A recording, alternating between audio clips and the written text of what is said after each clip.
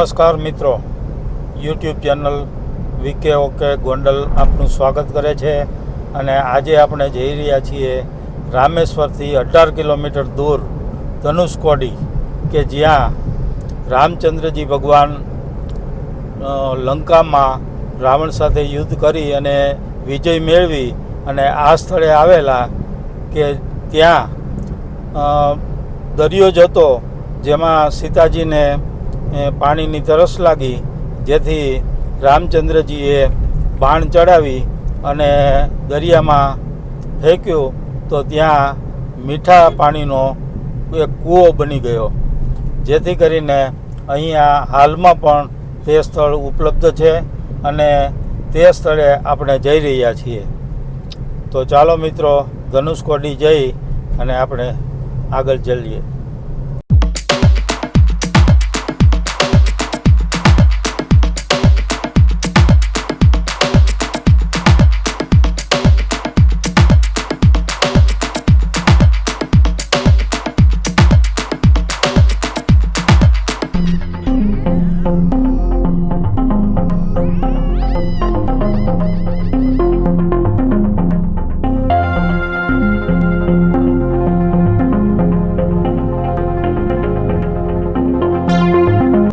મિત્રો, આ જોઈ રહ્યા છો તે બંગાળની ખાડી છે અને આ રોડની આ બાજુ હિન્દ મહાસાગર આવેલો છે, જે બંને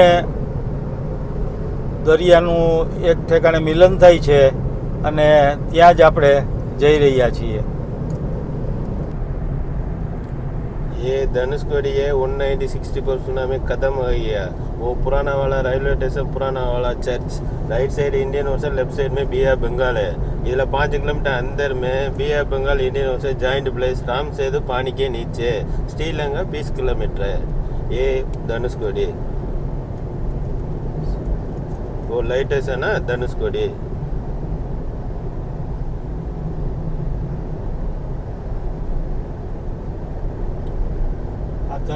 धनुषकोडी लाइट हाउस છે.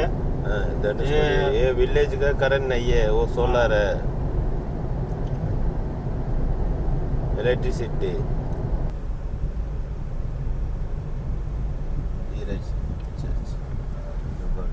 આ રાઈટ સાઈડમાં જે ચર્ચ દેખાય છે તે 1960ની અંદર સુનામી આવેલી ત્યારે બધું અહીંયા ખેદાન મેદાન થઈ ગયું અને અહીંયા ઉજ્જડ થઈ ગયું. નકર અહીંયા મોટું શહેર વસતું હતું અને અહીંયા લાઇટ હાઉસ પણ જો આપ જોઈ રહ્યા છો, આ એક મોટું શહેર જ હતું. પણ 1960ની અંદર જે સુનામી આવી જેથી કરીને આખા શહેરનો નાશ થઈ ગયો, જેથી કરીને હાલમાં એના અવશેષો ઊભા છે. અહીંયા રેલવે સ્ટેશન, પોસ્ટ ઓફિસ અને ચર્ચ.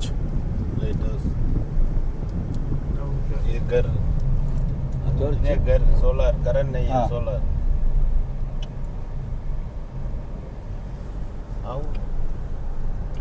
लाइट हाउस इधर घर. हाँ, वो विलेज का ना घर. આ વિલેજ આખું અહીંયા વિલેજ હતું, તેનો સુનામીમાં નાશ થઈ ગયો 1960માં.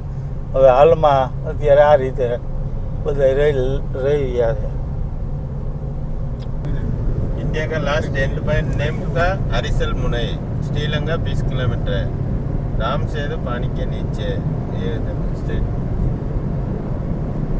वो बे ऑफ बंगाल इंडियन ओशन.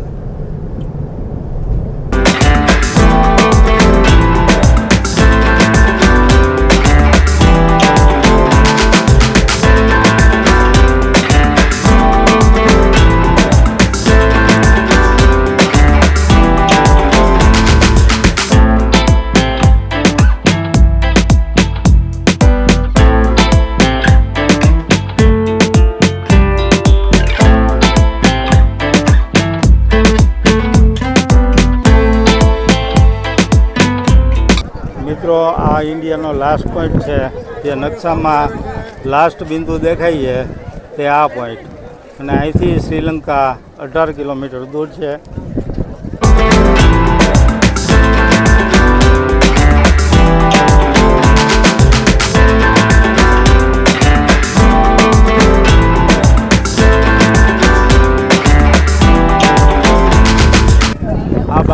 બંગાળની ખાડી છે અને આ બાજુ હિન્દ મહાસાગર છે. બંનેનો મિલાપ અહીંયા થાય છે.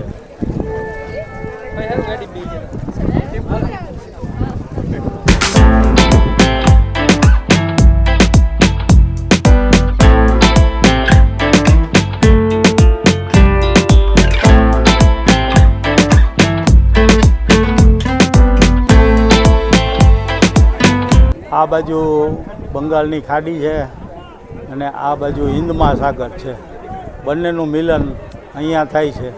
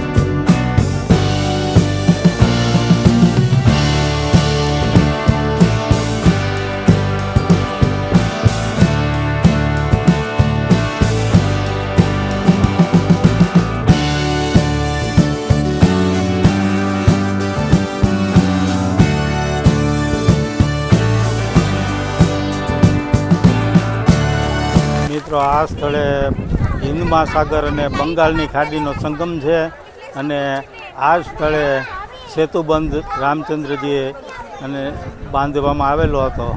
તે હાલમાં તો ઉપર પાણી આવી જવાથી ડૂબમાં છે, પરંતુ ક્યારેક ક્યારેક જ્યારે ઓટ આવે ત્યારે એના અવશેષો જોવા મળે.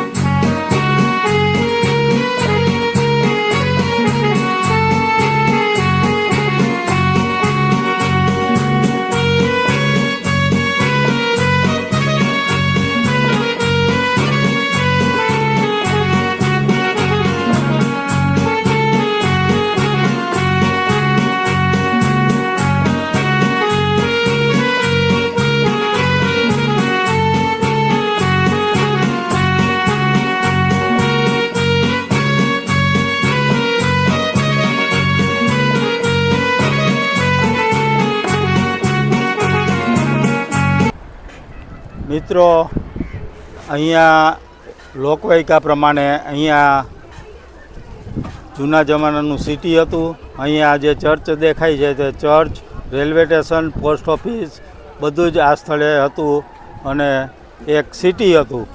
પરંતુ 1960માં સુનામી આવી જેથી આ શહેરનો પૂરેપૂરો નાશ થઈ ગયો. હવેના બચેલા અવશેષો આપણને જોવા મળે છે. આ ચર્ચ છે અને બાજુમાં રેલવે સ્ટેશન છે અને અહીંયા મોટા મોટા બિલ્ડિંગ હતા ત્યારના જમાનાના. હવે અત્યારે અહીંયા ખાલી અવશેષો રહ્યા છે જે આપણે જોઈ રહ્યા છીએ.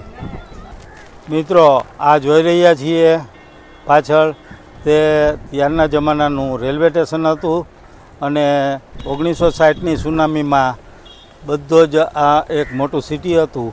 પરંતુ આ સિટીનું 1960ના સુનામીમાં ભૂકો બોલી ગયો. હવે બચેલા અવશેષો અહીંયા રહ્યા છે એ આપણે જોઈએ. આ રેલવે સ્ટેશન જોઈ રહ્યા છો. અહીંયા મોટા મોટા બિલ્ડિંગ હતા એને બદલે હવે અત્યારે હાવ નાના ઝૂંપડા થઈ ગયા.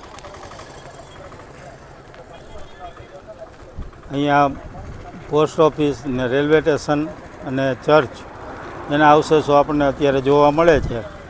પરંતુ બીજું કોઈ વસ્તુ અહીંયા જોવા મળતી નથી. બાકી તો મકાનના પાયા જોવા મળે છે અને નાના નાના અત્યારે ઝૂંપડા બાંધીને લોકો રહે છે તે જોવા મળે છે.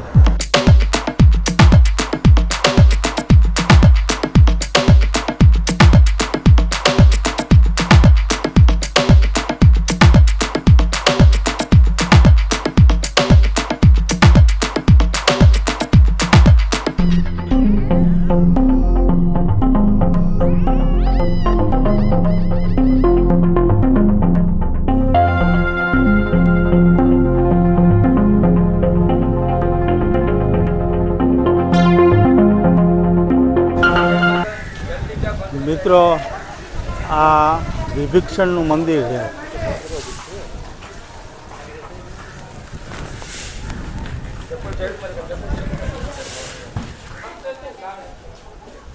જ્યારે રામચંદ્રજી રાવણ સાથે યુદ્ધ કરી અને અહીંયા આવેલા ત્યારે વિભીક્ષણ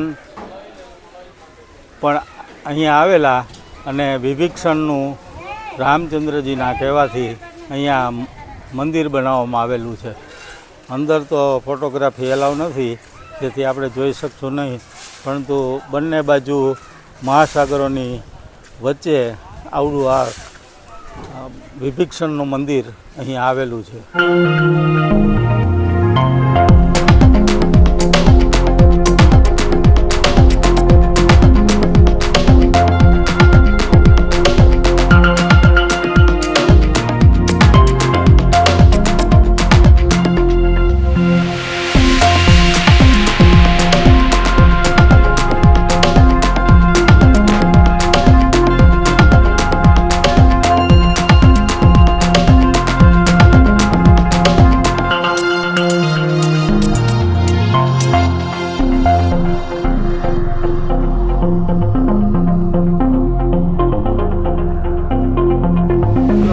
ફરતો દરિયો અને વચમાં ટાપુ છે ત્યાં વિભીક્ષણજીનું મંદિર છે જે રામચંદ્રજી વિજય થઈને આવ્યા બાદમાં વિભીક્ષણનું અહીંયા મંદિર બનાવવામાં આવ્યું.